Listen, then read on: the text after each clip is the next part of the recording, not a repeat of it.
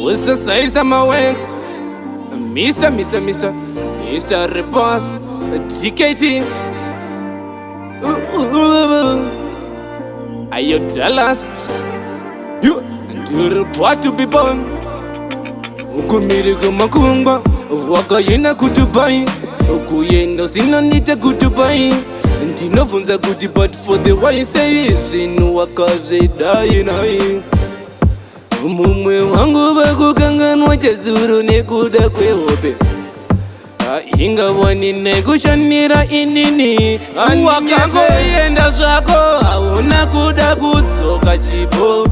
Wakango yenda kure kure wakandisiya kure kure kokungo yenda zvako hauna kuda kusoka chipo.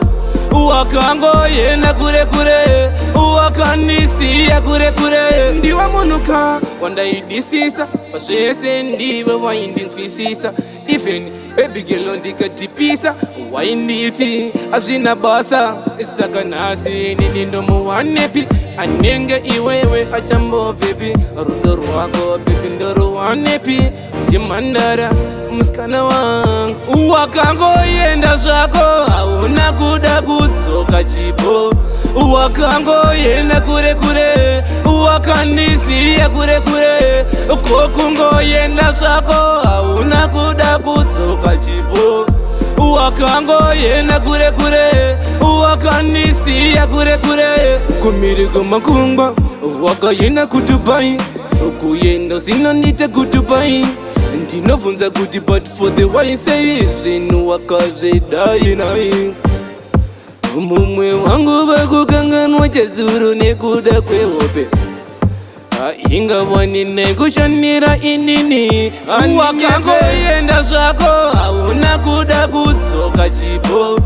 Wakangoyenda kure kure wakandisiya kure kure kokungoyenda zvako hauna kuda kusoka chipo.